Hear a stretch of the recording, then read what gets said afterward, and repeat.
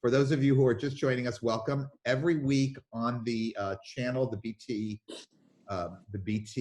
YouTube channel, I will post in a special playlist the previous lessons. And then you will also find them in the newsletter, which you can, of course, access from our website. And if it sounds like I do the website and the YouTube channel, you're correct. If you click on that, you go to it, you'll see the list of lessons, and then the YouTube link will be there in case you miss one. So we'll meet tonight, and then we'll meet again in 2 weeks. So we're going to talk tonight about deconstructing and reconstructing narratives. The title of the lesson is Text Line, and I'll tell you where I get that from in just a few moments. But what I want to do is to start with what I call the standard narrative, the official standard narrative of early Judaism. And it really can be summed up in a lot of language, but since we've been looking at this book, Judaisms by Tapper Hahn, I think I got his name, or Hahn Tapper, he had one in there that was just fine. So we're going to take a look at that. And this is what we who grew up in the Jewish world on our Hebrew school agenda learned. Contemporary Jews are descendants of biblical Hebrews who, starting with Abraham, were the first people to accept monotheism, the belief in a single God. Tracing their lineage through the Bible from Abraham to Isaac to Jacob, later named Israel, and his 12 sons, also known as the children of Israel, and continuing on through Moses and Joshua, the Hebrew and Israelite slaves escaped to freedom, going on to wander in the desert wilderness for 40 years. This epic tale involves an evil emperor, Pharaoh, a miraculous escape through the Red Sea, a revelation from God at Mount Sinai, the receipt of a set of, and I would add, eternal moral codes, the 10 Commandments or what have you, and passage to the land that was originally promised to Abraham by God, geographical area known variously, I'm ad libbing here a little bit, as Canaan, the land of Israel, Palestine, etc. Throughout history, the Jews were oppressed, persecuted, murdered simply for being Jewish, exiled from their homeland a number of times, most significantly in 586 BCE and 70 CE, when their first and second temples were destroyed. This resilient community has persevered and survived over and over again against all odds. And there's more too, but that is what we grew up learning. And I'm not going to tell you right now that there's not a couple of things in there that are untrue. There are some overlays that you could probably pull out, or some underlying truths, I guess I should say, that you could pull out, and we're going to see what we can pull out of this. The reason that the lesson tonight is called the text line is based on something that was written, a wonderful book by Amos Oz, the famous Israeli author, famous for a number of books, but particularly A Tale of Light and Darkness was I think his greatest novel. Also the first novel, really big one anyway, that I read in Hebrew. But he and his daughter, he recently died just not that long ago, within the year, if I'm not mistaken. He and his daughter, who is a professor of history in Israel, Fania Oz Salzberger, wrote their only book originally published in English, later translated to many other languages in 2012, called Jews and Words. And this book takes Jews as the people of the book to a new level. He proposes, well, they propose that the essence of Judaism and Jewishness could be actually located in our expansive output of literature. So if I'm reading this, it's because I wrote an article about it. You can find it in this the most recent issue of Humanistic Judaism. So if we are indeed as varied and diverse as I'm arguing, I'm excited by the idea of a text line because it proposes that there is a story, an overarching story that is connected text to text to text to text. But there's a caveat to it. It's not always a true story. It's not always what actually happened. So the beautiful part is we've preserved our story, or stories, because there are variations, And the frustrating part is that all too often, because of the popularity of the first piece of the text line, which of course is the Bible, which is where we're going to spend most of our time tonight, because of its overall popularity throughout the world, particularly with Christians, but also Muslims for whom it's not a holy book, but it's a book of, it's a sacred book in many ways. The authenticity of this story is presumed by too many people. So one of the things that, oh, I'm sorry, I need to put this, okay. One of the things that I've, for instance, heard from time to time is professors of a variety of different topics who will be experts on this area of history or that area of human development or anthropology, who will take the story of the Bible as if it's true, or at least mostly true. And that's a problem, because it discounts the entire fields of biblical criticism and biblical archaeology, which, by the way, is a misnomer. But before we get to all that, just as a review, let's talk about the Jewish Bible. The Jewish Bible is not very different than the Christian Bible, although there is a difference in the arrangement of it. And for the Christians, it's known as the Old Testament, right? Jews call it usually the Tanakh, which is an acronym for the three major sections: the Torah, there's your Ta; the Nevi'im, which is the prophets or prophetical writings, but not only, it's also historiography; and there's your Na; and the Ketuvim, which are the writings, a whole vast group of different things I'll talk about in a moment, many of which are just isolated stories, and others are poems and musings and philosophical, or at least quasi-philosophical offerings and so forth. So that's where we get the word from. Some will call it, of course, the Old Testament, but also the Hebrew Scriptures, the Jewish Bible, etc. So let's start with the Ta, and we'll talk about just for a moment what's in it.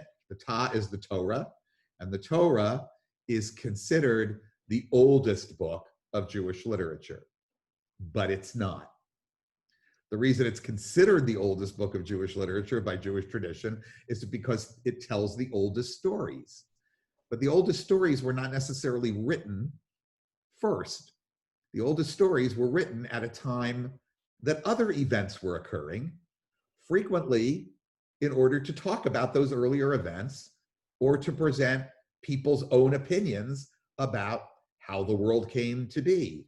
Where did these people, our people, come from?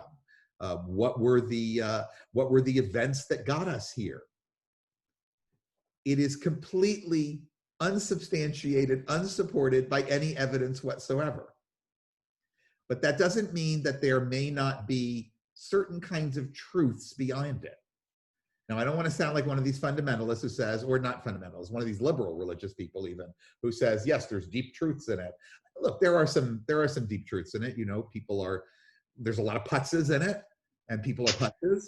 There's a lot of really nice people in it, and people are nice, and there's some interesting moral teachings in it, right alongside some of the most disgusting moral offerings that you could ever imagine in your life. But when I say truths, I mean that there are stories reflecting debates, discussions, conflicts that were part of the time of the people writing them. So while the events there are said to take place generally, with the exception of the creation stories, from around the 15th century BCE, the 1400s in there, through around the 13th century BCE, none of it was written then. That doesn't mean there might have been an oral tale here and there, but we have no way of really piecing that apart. It is a fantastic piece of literature, but that's what it is to us. It's literature. Then we move to the second piece, the prophets, the Nevi'im. It's a little bit misnamed. The first part of the prophets, the first two books in the Jewish accounting, the Jewish order is not necessarily chronological after this. Large sections of it are chronological, but other things are just arranged by book size. That's something the Muslims do too. In the Quran, things are arranged by book size. The difference being that there we believe there was more or less one author, and here there were untold hands that were part of this process. So when we hit the Nevi'im, this big central part of the Tanakh, the first thing we do is read the story of Joshua, who was anointed in the prequel, the Torah, to be the guy who, in Moses's absence, is going to lead the Jewish people into the conquest of Canaan, of Palestine, of the land of Israel. But the book of Joshua, as far as we can tell, is a complete work of fiction, 150% fiction. We have no evidence to support it whatsoever. And then we get to the book of Judges, which on Saturday mornings, a small handful of you have been enjoying with me every Saturday morning as we've looked at these, as one of my students in that class calls these warlords. He doesn't like the translation judges, he likes warlords, although it's not exactly accurate. They are, in many cases, warlords. This actually contains stories of how the tribes of Israel began to coalesce and confederate. And that's not the framework of it. It's not even the story they think they're telling, because it does seem to reflect maybe some real events from, say, the 10th century BCE, the 11th century BCE. According to some scholars, the oldest story, the oldest writing in the Bible, not story, because we can't ever substantiate that, but the oldest piece of literature that we have is the poetic version of Deborah's, the judge Deborah's conquest. So that right there tells us that this is a book that may be quite old, based on the Hebrew, based on a lot of other kinds of context, and far older than the stories, or at least than the literature that we find in the Torah. And then after this, we enter into this period where we have kingdoms beginning to emerge. A kingdom that's first unified, and the stories about that unification and really the granting of a king take place in two books that are really one book, the first and second books of Samuel.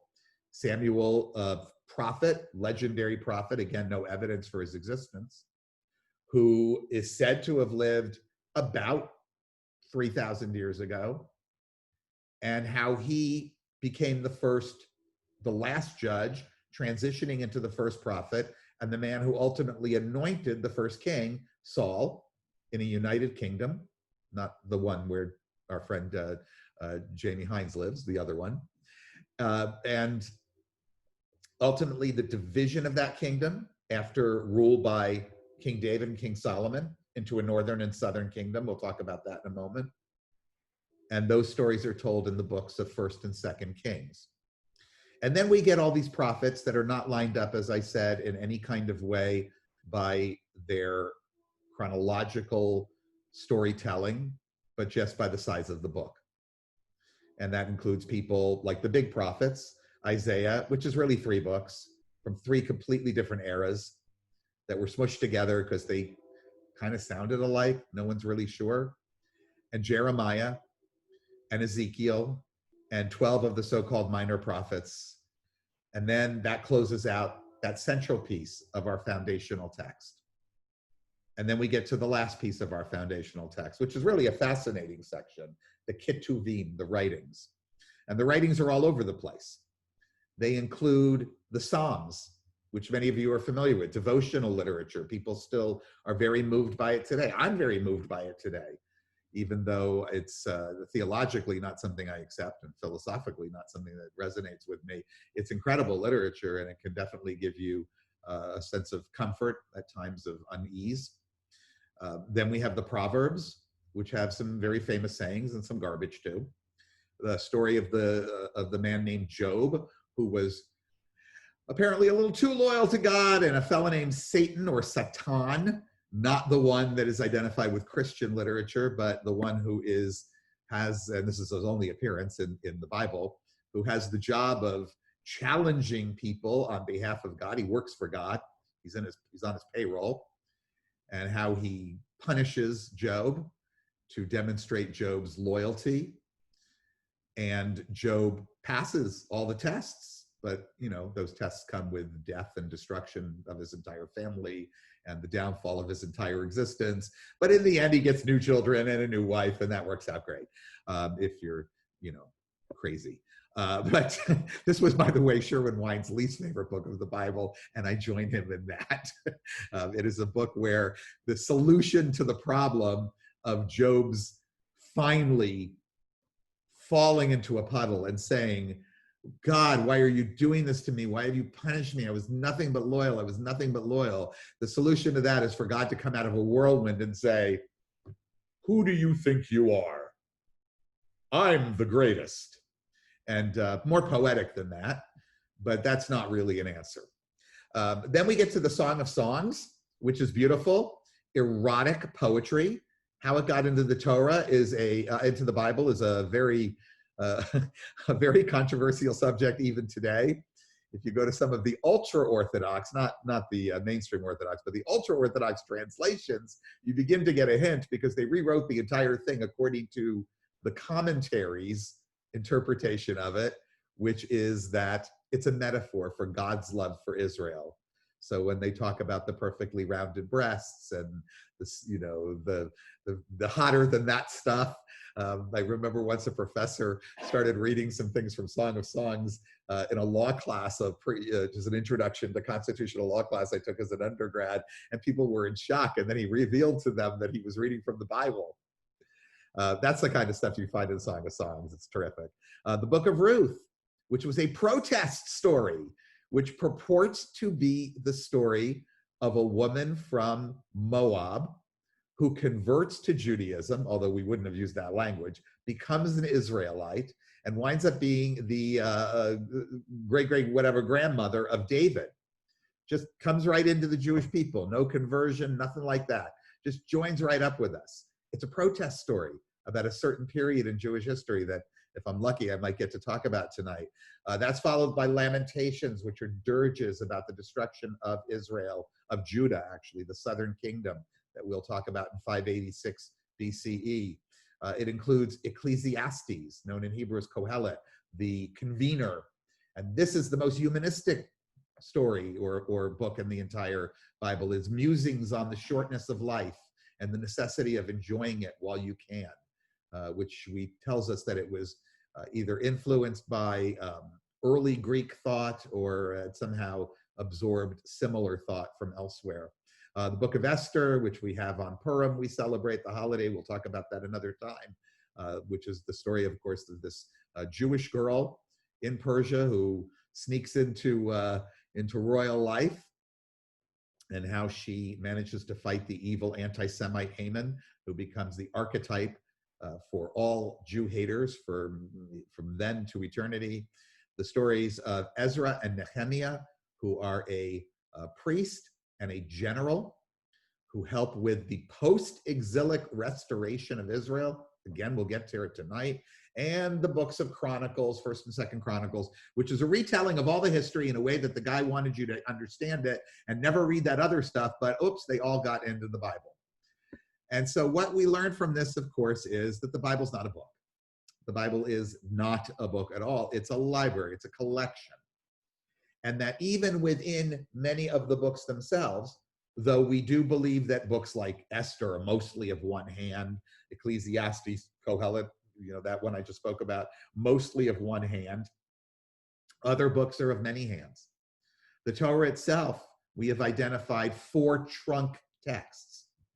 And you may remember from college, if you ever took an introduction to Bible class, that we give them names based on the initials of something significant.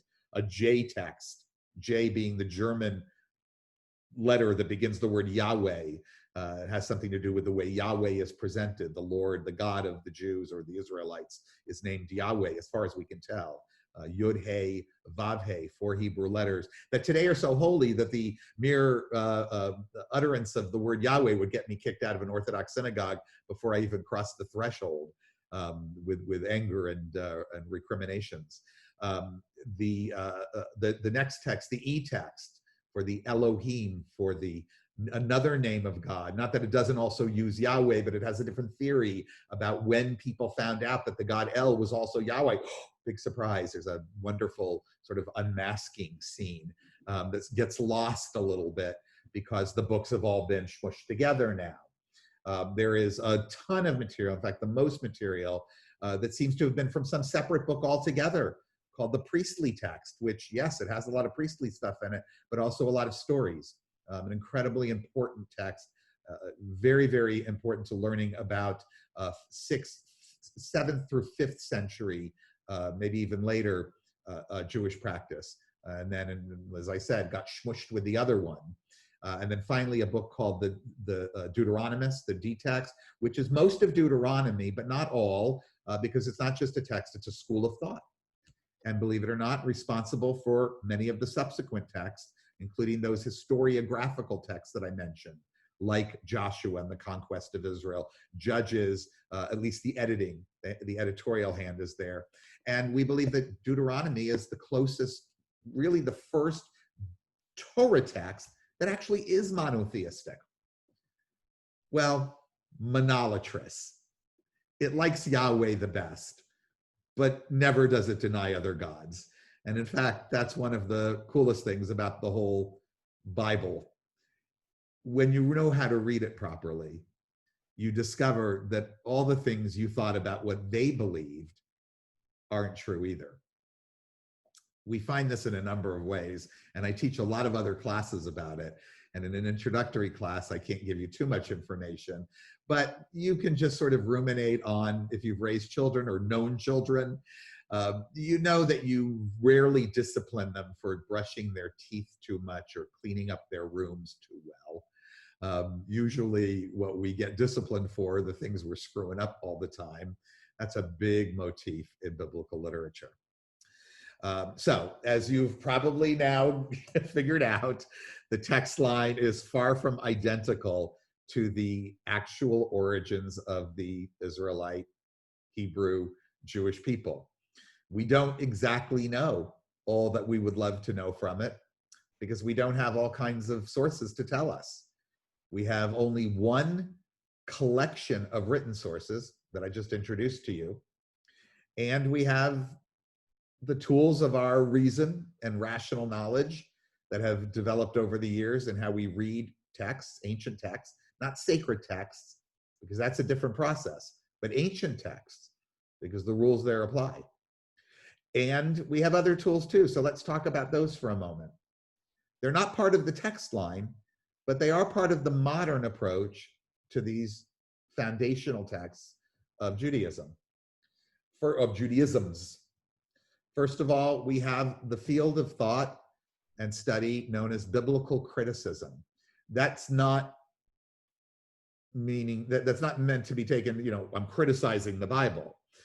Biblical criticism refers to a very well thought out school of research that is actually the same, identical to all other kinds of criticism, study, deconstruction, and reconstruction of all ancient texts. Good, true scholars of biblical literature who are not doing it from a religious point of view, because there's good ones there too, who are trying, for their own purposes, religious purposes or otherwise, to explore the text. But those who are doing it from a secular point of view, which is everyone in every real university, to the great consternation of the students that I used to be involved with as a Hillel director, who would come to me sometimes in tears when their college professors of Bible had told them that no, Abraham didn't exist, at least insofar as we can tell. Very, very upset that their rabbis had lied to them for years. But those professors and everybody else who works in the academic realm, the true academic realm, knows what this means. And so what are they doing? The same as they do with every other ancient text. They are trying to figure out who wrote them. They're trying to figure out what the relationship of the authors of these stories, say it's the Torah, because that's one of the books that's worked on the most intensely, to the other books. I used to have, and I've hopefully perfected this a little bit, but 20 years ago when I first started teaching some of this kind of thing, I used to get I used to get a lot of students very confused. I did some adjunct professorship at the University of Miami, and my guinea pigs, I think, sometimes walked out of there. I remember one day somebody came up to me and said, "I have no idea what you're talking about," and I wanted to say to him, "I'm pretty sure I don't either," but I sort of faked it. What I was trying to explain to them is what I explained to you earlier, which is that you can't read the damn thing chronologically. It's not once upon a time and they lived happily ever after. It's stuff was happening and people wrote about other stuff. And then they wrote about their own stuff. And then they edited their own stuff. And then they went back to the older stuff that they had been writing about, even though they had written about it sooner, and they re-edited it. And then they began to stitch it all together. And then they had some really cool texts. And then they got thrown out of Israel. And so they had all these other texts that they wanted to join them. And so they sewed them all together. This is what scholars will spend their entire lives trying to figure out. And I'm lucky because I can just teach it a little bit. So the fact is we don't know the answers to all of these questions. But we, as with any ancient texts, can make all kinds of educated guesses and speculation when we compare them to other texts from the same time, when we compare them to other evidence we have, which I'll talk about in a moment. So just going on with this, how were the stories written? How did they develop? Orally and then into writing, or out of whole cloth in the imagination of a person or persons in a school of thought? What was going on in the actual lived lives of those people that they would write such a story? My favorite example, which we won't be able to talk about in any more depth than I'm about to present it to you tonight, is the golden calf. And I'll tell you why this one is so intriguing to me. The golden calf, which was erected in the wilderness by the people of Israel when Moses wouldn't come down the mountain fast enough. Damn it, it wasn't enough. He split a sea and defied a Pharaoh. Now what? He says, tea is taking too long for you? So they magically erect this golden calf. It's the worst thing they've ever done. God wants to throw them all out. Yeah, just kill them all. And Moses, oh, please don't kill them all. And finally, God relents. But, you know, on the list of things you shouldn't do, building a golden calf is number one. It's number two. It's like the top 10. It's all the top 10 is golden calf. And yet, we learn about a king, the first king of the newly divided kingdom, the northern one, Israel. And what's the first damn thing he does? He puts up 2 cultic sites and builds 2 golden calves. Huh? Either the guy didn't get the memo, didn't know the story, or the story didn't exist and was possibly about him. So there's another element that we need, and it would contribute, for instance, to an understanding about the golden calf. One of the reasons we figured it out is because we have archaeological evidence. So again, without getting too deep into the golden calf, we found out, because they're everywhere, that oxen, the most powerful animal they would have known, that oxen are commonly thrones of deities all throughout the Near East. They're everywhere. That king probably thought he was just building a throne for his deity, Yahweh. Somebody who didn't like him later on, during that time, we'll never know for sure, wrote a story about how that's the worst thing you can do. Now, in the field of biblical studies, which is not really a unified field anymore, archaeology started out differently than, or biblical archaeology started out differently than other kinds of archaeology. Because even as archaeologists of different parts of the world were developing their own critical tools and rules for how you do things, the people who were taking the Bible in one hand and the spade in the other, because that was actually their description, they just sort of went in there expecting, we'll dig in Jericho. That was the first city supposedly conquered by Joshua when they were now free to enter the land of Israel after Moses' death. We'll dig in there and we'll find that city and we'll prove the Bible is true. So they led with the Bible and dug around to look for the evidence, and you can't do that because that's not how archaeology works. And very quickly, they began to realize that this was not going to go as they had hoped, because they didn't find any evidence that there had been any destruction of Jericho at the time that it would have had to have happened in order to have, it to have been substantiated in the Bible or from the Bible. So what they didn't find was as important as what they did find. This went on for quite a while, from the late 1800s into really the mid 20th century. We had this whole separate field of archaeology that was doing this to all the other archaeologists, until some people came in and said, no, we're going to start putting the Bible aside. And maybe they put it too far aside, but it was a necessary corrective. And we're just going to dig around this area, and we're going to look and see what we find, and we're going to make judgments on this as if there were no Bible. And that was actually a good move. In the last 30 years, the people who have dug around the lands of Israel and Jordan and the other areas that are pertinent to the Bible, and the people who have been doing biblical criticism, have started to talk to each other again, because there are things that we can find in the actual physical evidence that inform us. And there's a lot that confounds us. But I'll give you a few little, just it's an introductory class. So we're gonna do a little traipsing through some archaeological evidence, okay? This is by no means all the best.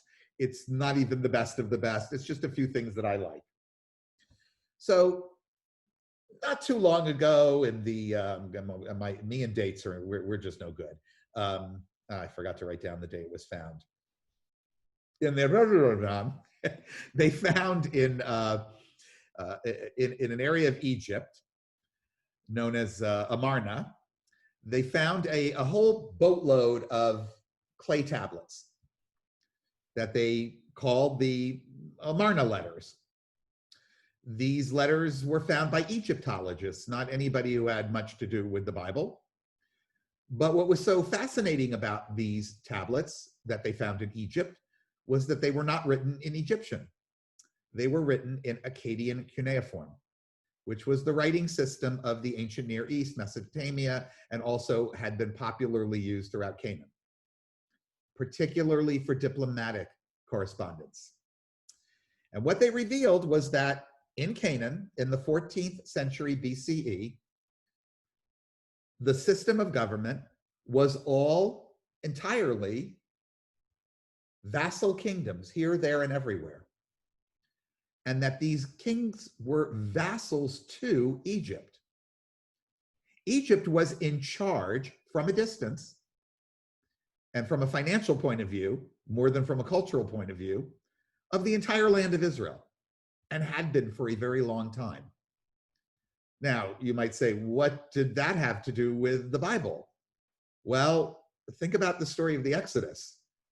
If you're going to escape from the Egyptians, you don't go to the place where all the Egyptians are in charge. And in fact, that's exactly what we learned. And to make this really complicated and extraordinarily important story really short and to do no justice to it, the truth of this informed us, along with the complete and total absence, despite trying for decades and decades, of any evidence of an exodus from Egypt as described in the Torah, that combined with other things we had seen and other pieces of evidence that were emerging about settlement in those mountains, that mountainy central highland that goes all the way from the mountains in the north of Israel, all the way down south of Jerusalem, and basically ends at Hebron, that all that settlement was newer and did happen at the time of Moses, supposedly, because we don't know that he existed, but that all of it came from inside, and that it was, depending on what scholar we talk to and what theory we're looking at, it was all internal refugee traffic that had something to do with the fall of Egypt at the moment that it began. That there were revolts that took place, that the Amarna letters tell us about the unhappiness of the vassal kings, and we know that there were people suffering all through it. So as I wrote in my own little Haggadah that you can purchase from us every season or from the SHJ, it's not so much that these Canaanite peoples who later became proto-Israelites and Israelites were escaping Egypt. It's that they were escaping Egyptian rule that was perhaps enforced on them by their own people. Now, this is just one possibility. But when we combine it with a lot of other little pieces, we get a very different image. And then when we really take a close look at what happened in the 12th, 13th, and 12th centuries BCE, we find out that there were upheavals everywhere, climate change. There were invasions by the so-called sea peoples who may have been identical with Philistines and Phoenicians and others, that Egypt was under constant attack, that people were revolting against their vassal kings who belonged to or who were responsible to Egypt, etc. And then another piece of archaeological evidence that I've already tipped my hand to, the settlement in the highlands. When people discovered this great increase of settlement in the highlands, they really thought they had found substantiation for Joshua's invasion. But in fact, what they had found was this internal refugee crisis. And these groups of people who, at least as far as we can tell, escaped to the highlands. It wasn't an entirely uninhabited area before, but natural growth doesn't explain the blossoming of the population there. But escaping from Egypt doesn't explain why there's not one single Egyptian or Egyptian style artifact found anywhere there. Everything is consistent with an internal refugee crisis. So here is a little piece of, maybe a big piece of archaeology, real archaeology, that absolutely fictionalizes the entire story in the Bible, but at the same time suggests to us where it might have come from. We'll never know for sure.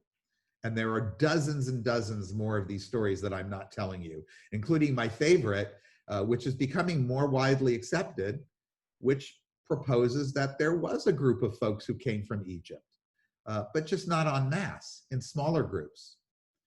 And that those groups, that group, may have been maybe the precursors of the tribe of Levi, the one tribe that has no land, the one tribe that's responsible for the cult of Yahweh, the one tribe that may have brought Yahweh from the south, because here's two other little pieces, and the last I'm going to do tonight on the archaeology, but two little other findings. We've long known that there was a God similar in name to Yahweh, perhaps Yahu or Yahweh or Yahweh, we don't know, but that he's not mentioned on the Canaanite, northern pantheons. We have a lot of documents, for instance, from Syria. He's never, Yahweh isn't there. El is there. El is really, he's got a strong CV similar to Yahweh. Baal is there. Baal's a god that nobody in the Bible likes. But who's not there is Yahweh. In the south, there's some testimony, external evidence about Yahweh. So was he brought up from the south? It's not entirely out of the question. That's how Yahweh might have gotten there, perhaps merged with El. Those of you who've ever been to a synagogue know that when people bless God, they say, Baruch atah, blessed are you, Adonai, which is just a cover-up for Yahweh, El Oheinu. He merged. El, Elohim, Elohim is plural, but it's an encompassing of the powers of El. El Elohim and Yahweh became one God. And the other competitor, Baal, well, he sort of got thrown out of the whole game. And he became the one that everyone else wanted to worship, and that the children of Israel were constantly being told not to worship. Don't you dare worship that guy.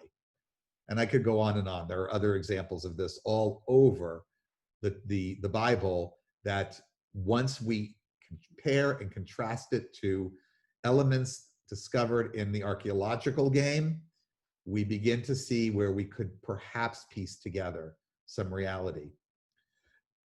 But we've never found and never will find evidence for an Abraham, an Isaac, or a Jacob.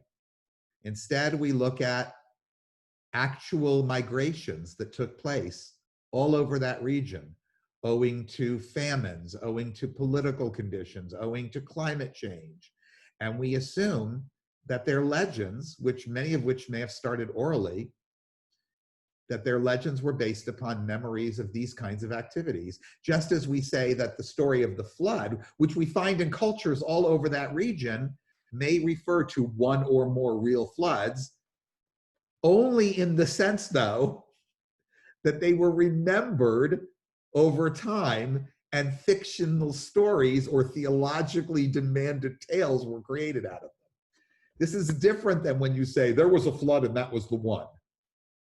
There were floods, and some of them were big, especially around Turkey and Asia Minor. There's Mount Ararat and that area that are often, that are reflected in the Bible, but are really stories that were independent legends, truths, myths, all combined. We'll never know. As far as the Torah itself goes and its narrative, we've got bupkas. Do you know this word from Yiddish? Bupkas are what you leave behind in your bathroom. We have nothing. Joshua, the great conqueror of the land of Israel, nothing. We have nothing about the judges that's material. All we have are some stories that seem, based on their Hebrew, to be maybe within 100 to 150 or 200 years of the events they're describing. So Deborah, which we think is a really old story and may reflect how tribes came together. But at some point, the stories of the first books of 1st and 2nd Samuel and 1st and 2nd Kings, they do start to come together under a sort of a rubric of stuff kind of like that happened. So what do I mean by that? Well, I like to watch a lot of historical fiction on the telly. I like to watch, we're watching The Tudors now, you know, that kind of thing, right? If you learned the history of King Henry VIII from The Tudors, you didn't learn the history of King Henry VIII, and that was only 500 years ago, because that's a story. And history is not a story. History can't be understood that way. Now, the people who are writing these wonderful shows that I enjoy and sometimes use as a way to prick my interest to go back and relearn some of the things I learned when I was learning it for reals. Their goal is to make dramatic television that you can then end after 2 hours with a cliffhanger. And so next week, will Anne Boleyn be dead or will she not?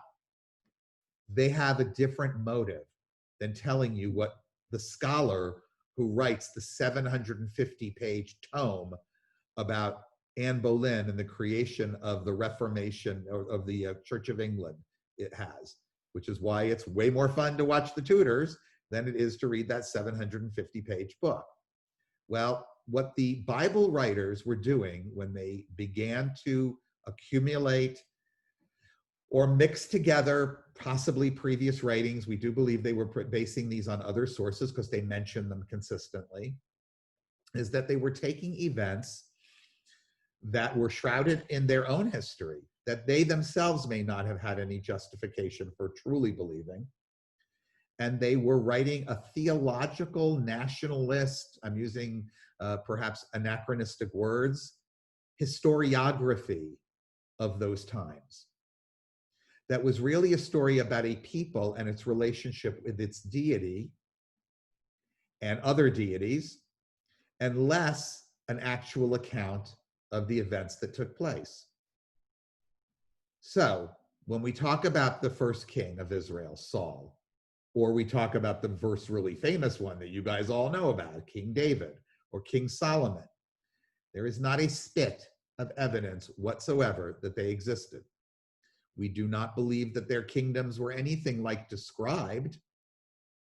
So, for instance, Solomon's kingdom is described as being this incredible kingdom that went all the way to the south and all the way to the north and into Syria and Lebanon, certainly, and over way across the Jordan into what is today the nation of Jordan.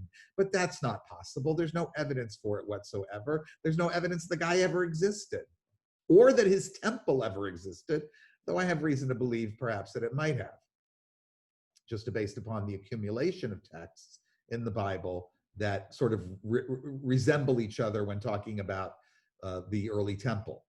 But a temple exclusively to Yahweh, even the Bible doesn't think that. The Bible talks about all these false gods that were put in both of the temples, the first one and the second one, primarily the first one. So on and on we could go. Do I believe there was a King David? For reasons that I could teach you in a completely separate class, I think that there's some kernel of a person underneath all that extra stuff. But that would be that's two lessons right there, and it's one I do on Saturday mornings. In fact, we just talked about it again. And the same would be true of Solomon. But then we do get into other kings, and while we don't always have mentions of the other kings, there is at least there's some evidence, some archaeological evidence that whether or not there was a united kingdom, and we don't know that it was ever truly united, there were two groups, two large coalitions of tribes that today we would call, little kingdoms, little fiefdoms or chiefdoms or what have you. One in the south, the kingdom of Judah, which is given by the Bible the title of the long-running Davidic dynasty, and the breakaway kingdom in the north, which consisted of, depending on how you look at the tribes as they're counted, because while you might have heard of 12 tribes, the Bible's not always consistent on what they are. And only at certain periods of time later do we arrive at the big 12, the mythical 12. And it does look like 10 of them may have been up there in the north, the Israelite kingdom. That king I told you about with the golden calf. Well, we found those altars. We never found the calf. And I dug there. I dug at Tel Dan, which is way in the north of Israel. I learned all about archaeology there and why I would never want to be an archaeologist, because they have to get up at 2 in the morning because it gets too hot up there by 10 a.m. to do anything. And boy, did we look for that golden calf. If there was any gold up there, it was long gone.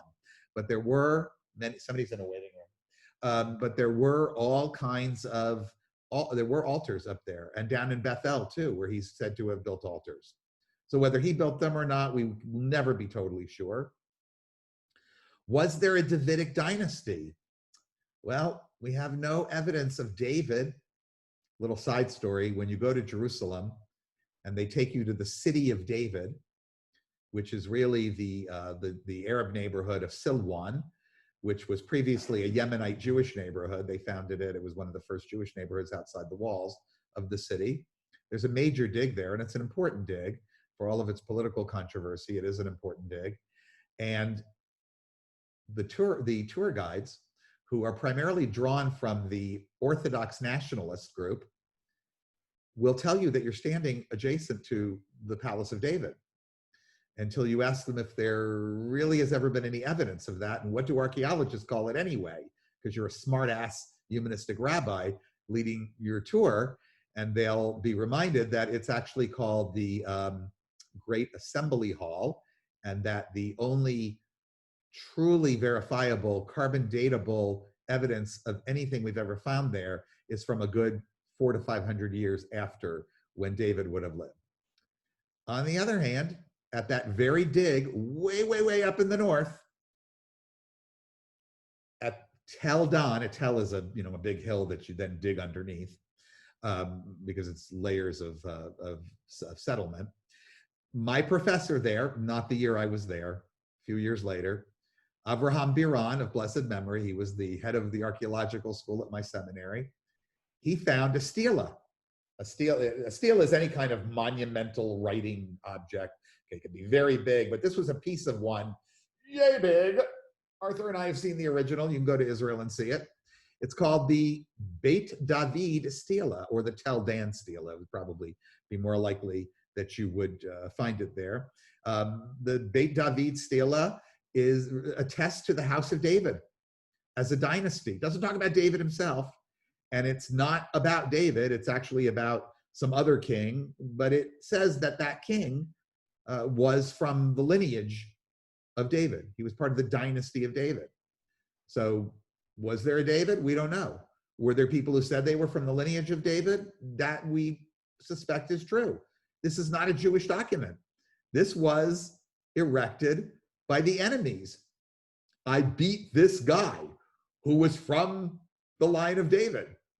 Sort of like, you know, if the Normans would have erected some kind of stela that said, I beat this king who was from the lineage of King Arthur. Well, that wouldn't establish for us King Arthur, but it would establish for us that some people believe they were in a lineage of King Arthur. And if it was from a really long time ago, that would be in and of itself interesting. I mentioned all of the signs of monotheism that we don't find throughout the Torah and the Bible. There are signs of monotheism, but they're late. What we mostly find is lots and lots of gods that are clearly always being worshipped all the damn time by these people. And for that reason, and being erected in their temples and everything else, and that for that reason are being berated by prophets who I guess are trying to eke out of this some kind of new theology that's all about Yahweh. But we really don't get to monotheism or anything resembling it at the earliest in the late 7th century BCE, and likely not even then. Just doing a quick time check. Okay, so we're heading in on 8 o'clock. So we're going to take this up at this point to 2 destructions. And then we're going to stop and do some questions, because I see there's a lot in the chat, so maybe there's some questions tonight. And then we'll continue next week. So we may not quite, it does fit with the theme of doing the diasporas, but that may take us, we may go over a session. I can't guarantee everything's going to be contained within an hour to an hour and 10, 15 minutes like I committed. What we do know happened for true is that the northern kingdom disappeared at the hands of the Assyrians in 722 BCE. And that it was not because they turned their back on God, but because, which is what the Bible says, but because they ran into an enemy that they simply couldn't resist anymore, and that was the Assyrians, who were pillaging and killing everybody. And they were removed, the vast majority of them, from the land of Israel, from this northern kingdom, and replaced with other people. They eventually became the basis of the Samaritans, who have a little fame from the New Testament and still exist. They are people that follow the Torah, although a slightly different version, and claim to be descended from the Israelites. And there's no reason we can't say they are, because the DNA evidence and the cultural evidence points to that. But insofar as they're being part of the Judean Israelite group that continues to claim that we came from all this, right or wrong, partially true, not partially true, but certainly mythically true, if that's a phrase that I'm even allowed to use, they were gone. But not all of them. Many of them in 722s, in those years, fled to the south. And the identity of Israel became a universal identity for all the people. That's why Jews today can rightly be called, we don't use this word anymore, but in the 1900s, it was super popular for Jews to call themselves Hebrews, for Jews to call themselves Israelites. You could still find, well, you might have heard of the Union of Reformed Judaism. Until about 15, 20 years ago, it was called the Union of American Hebrew Congregations. And it's not because they spoke Hebrew, it's because they were into that sort of Germanic, hey, we're Hebrews thing. Or Israelites. Cincinnati still has a newspaper called the American Israelite. Used to be one of the more important national newspapers. Judeans, Jews, it's the same in Hebrew. Israelites, Hebrews, all became one. And all that was left of them pretty much lived in Jerusalem. because Sennacherib, that king from Assyria, he made his way down all the way to Jerusalem, and we came this close to no Jews anywhere ever. But for reasons that the Bible describes as God's will and a plague that was sent upon them, and that historians identify through archaeological evidence and attestation in Assyria, was really his own diplomatic and military need to turn his attention to a much more pressing area of need than Jerusalem and this little outcropping called Jerusalem. These Jews there, they were saved. They were saved. Plus, there might have been some good planning, because we know that the king who lived there did some stuff. He built a big wall. You can go see it today. It's in Jerusalem. I always said that was the humanistic wall. That was the real humanistic wall. So it's not that far from the wall that you guys are familiar with, but it's not really part of that same wall at all. It's a wall that was built to surround the areas that all these newcomers from the north were settling in.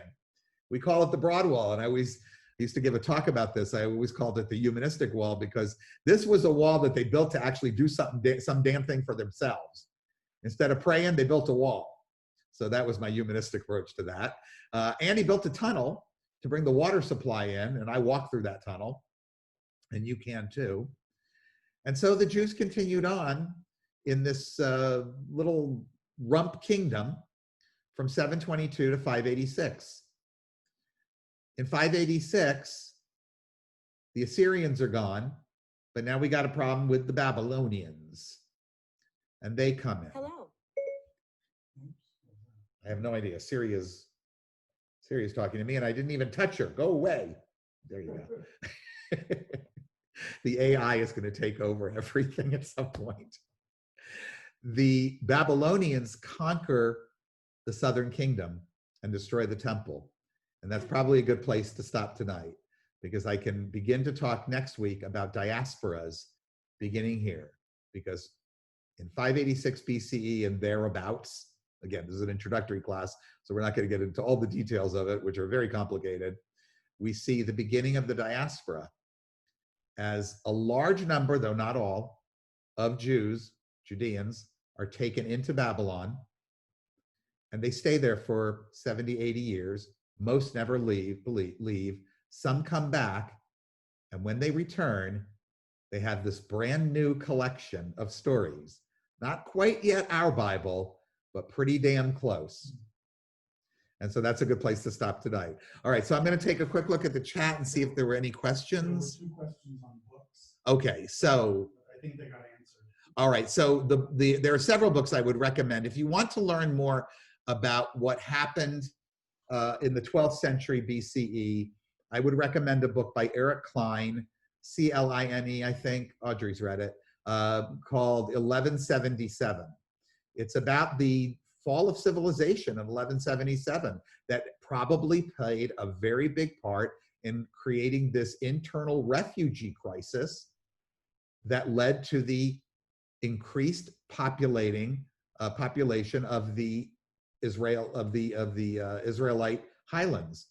And you'll learn there that, and it's a really short readable book, a popular history, that what was going on in the world, the least of it was some kind of little argument between Pharaoh and his imaginary buddy Moses. But on the other hand, the things that you find out that were going on in the world really do suggest why chaos everywhere might have led to this. I see some people did put Who Wrote the Bible by Friedman up. Very good. So is Israel Unearthed by Israel Finkelstein. These are good introductory books. I love that Rachel put How to Read the Bible by Kugel. It is a unique book because he is a traditional Jew who, like a small number, but by no means not even close to anything like a significant number of traditional or Orthodox Jews, does believe in the, or understand what biblical criticism and archaeology have to teach. And so he teaches you how to read the Bible in a layered way that allows you to see it from the perspective we're talking about, from a commentary perspective, and then how it affects people's lives. I think I'm describing his layers more or less correctly, but it's a really good book, and one of the few that I would suggest by a very traditional writer, but also a legitimate academician. Not only did Richard Elliott Friedman write Who Wrote the Bible, and he has this wonderful biblical source material that you can now find in a lot of places. There's a lot of disputes about his breakdown of the material, but there's always disputes about the breakdown of the material. Who wrote this, who wrote that, why, etc. I still think Friedman's done the best job at popularizing this. He recently wrote a book called The Exodus, where he takes on this theory that I alluded to, that I actually wrote about in my completely non-scholarly way in 25 sentences in my Haggadah, which is the possibility that he's been studying for decades now, that there was a small exodus. An exodus that may have involved these people who became the Levites, who brought Yahweh with them from the south. It's also got, as many of these books do, have a lot of pietistic stuff in it, because these are popular works for both believers and non-believers, so you have to know how to read them critically. And any other questions? That was it. All right. I put the date of the. Okay. Bible on Earth. That's what it is. Bible on Earth by Israel Finkelstein and Asher Silverman. The date of the Amarna. And the date of, oh, what was the date? They were found, first ones were found in 1887. Oh, 1887. I would never have gotten that right, not in a million years. That would have been the Jeopardy question that would have killed me. And in my own quasi field. So, but me and numbers, we're not such great friends. I have to write them all down, and I forgot to write it on this one. All right, so we'll meet, I believe, in 2 weeks. Same bat time, same bat station. And we'll find out how these diasporas began, including a lot of time we will spend in the land of Israel. And then we will move on to probably the two most misnamed, but I was trying to be clever, because we're not just going to learn about laws, we're also going to learn about lore, which is a lot of what we've been discussing tonight too. So thank you, everybody. We'll see you next time. Bye-bye. Thank you.